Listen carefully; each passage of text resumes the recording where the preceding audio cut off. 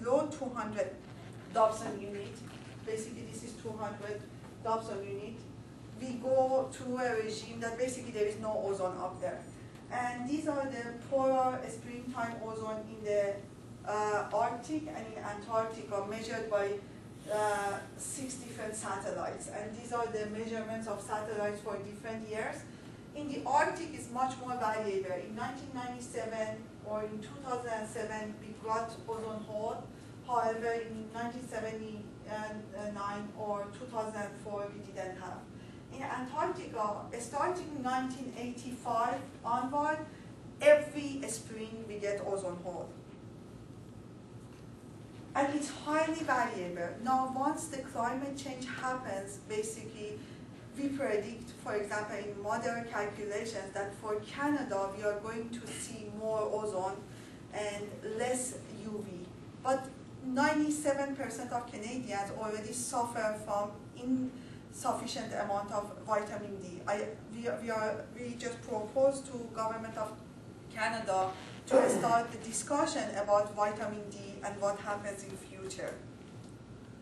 So in the Arctic, basically there are clouds. These are not water clouds. They are very beautiful, you can see in the picture, but they are deadly clouds. Basically they are fatal attractions of the Arctic. They are clouds of HCl and sulfuric acid. And they can, in couple of hours, they can take away all the ozone. And as we warm up this lower part of the atmosphere, we cool down the upper part that ozone is there. And these clouds basically get generated if the temperature falls below 98 degrees, minus 98 degrees. So we are talking about the Kelvin basically scale. So when we run our models, you can see that what happens to the model. These are 3 different models, and you can see the uncertainty on that. But in general, we are not going to see dramatic ozone change in different regions of the world. I just talked about all of these. In University of Toronto and in SPARC office, which is part of the World Climate Research Program, basically what we are doing there. We are doing atmospheric measurements first. The last 25 years basically has been golden age for stratospheric measurements, from 10 kilometers going up to 50 kilometers. In 1979, basically, the first data came back for methane from NASA satellite. It was SPUV. And in 1984, finally the data got analyzed, and that's the first image. Today, in 2009, basically every day, this is from October to April for this year, this is for this year and then the other 2 years. For every day, for every minute, we can have data from space. And we generate these colorful maps. But in terms of modeling, this is very busy picture. The black lines are the observations. Look at all those colors. Those are atmospheric models. And the only thing that you can see is that there is no agreement between observations and models. This is the Canadian Middle Atmosphere model. We are happy that we get the peaks right. So we have a long way to go in terms of modeling. Every year in February, basically, I used to go up there. Now my position changed, but students and postdocs are going up there. This is me in 2005. We are going to 80 degrees north, a place called Eureka. It's on the top of Ellesmere Island. This is Arctic Ocean. It's 4,000 kilometers from Toronto. If you drop your screwdriver into snow, it's gone. And the closest Canadian Tire is in Yellowknife. It's 1,800 kilometers away. So once we get to that observatory, basically we are totally isolated from the world, and we go there in polar night, because once the sun comes back, all this crazy chemistry happens in the atmosphere, and we want to know basically what happens to the ozone, what happens to carbon dioxide, methane, and other stuff. In terms of modeling, we come back and look at these computer models, the 3D models that we run over time. They have all the representation of the chemistry and the dynamic. And basically, this is the Canadian Middle Atmosphere model and the data from Eureka, because then we can compare them and see if our model works well.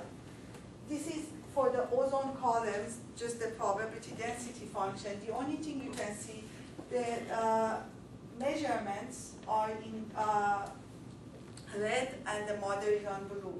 At least the mean states are the same. You can see that we can't recreate these kind of low ozones, but the mean state is the same. So, I talked about everything. This is the picture that Jim Hansen at NASA Goddard Institute showed to Barack Obama and said that you can see that what has happened to the temperature, because this shows 2001 to 2005 mean versus 1961 to 1980. And already, you know, if you look at Canada up there, basically we can see that we've been much warmer. Maybe we don't recognize it because it's on average, but we've been 0.8 to 2.51 warmer. And we are at the tipping point. It means that we can mitigate and adapt to this warmer climate. There is not much time. If we get to the point of no return, it means that the system, the dynamics of the system takes over, and then we can't do anything. Basically, the system deals with it and changes. So this is what Barack Obama said, that delay is no longer an option. Denial is no longer an acceptable response. The stakes are too high. The consequences too serious. And I think I'm just closing with this quote from Obama. Thank you.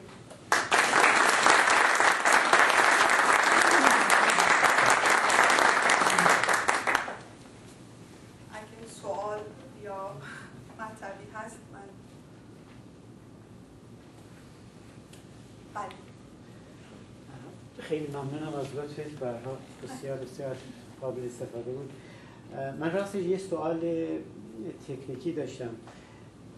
اون زمان که دانشگاه بودیم یا حتی دبیرستان، صحبت از یه سری تغییرات کره خاکی بود از نظر اقلیم، کلی کلایمت، از نظر دوران یخچالی، بین یخچالی، و صحبت روی میلیون ها سال بود که تغییرات روی کره ارضی میشه.